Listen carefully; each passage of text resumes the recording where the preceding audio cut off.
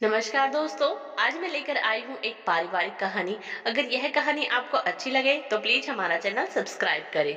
नीतू अपनी मम्मी के जाने के बाद कुछ दिनों के लिए अपने मायके आई हुई थी। मायके में उसका मन ही नहीं लगता था। बस सारे दिन उदास ही रहती थी। वह अपनी मम्मी से बहुत प्यार करती थी। उसकी मम्मी उसके लिए उसकी पसंद का खाना, नाश्ता सब उसी की पसंद का बनता था घर में। नीतू के पापा भी कहते हैं कि अब तो भाई नीतू की पसंद का ही खाना मिलेगा। जब सुधा जी कहती तो क्या हुआ, खा लो, कुछ दिन के लिए तो बेटी आई है, क्या खाना भी मैं उसकी पसंद का ना बनाऊं? कल मैं चली जाऊंगी, तब देखो। माँ की ऐसी बातें सुनकर नीतू दुखी हो जाती। जब नीतू ससुराल जाती तो सुधा जी ही उसे तैयार करती।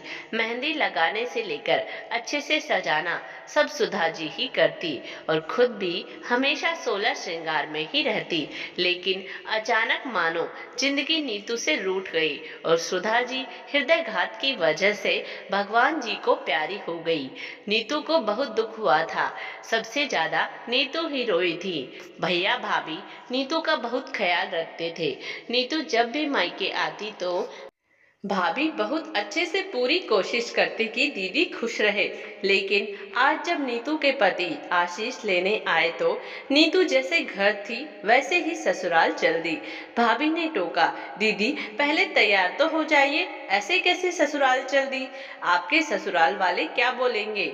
नीतू रोने लगी और बोली, माँ ही मुझे तैयार करती थी, अब वो नहीं रही तो मेरा जीवन में जैसे सूनापन का अकाल पड़ गया हो।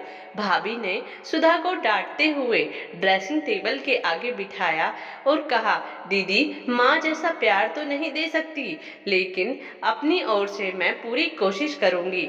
और नीतू को अच्छे से तैयार किया। ऊपर से मम्मी जी आपको ऐसे सुना सुना ससुराल जाते हुए देखेंगी तो उनकी आत्मा को बहुत दुख होगा।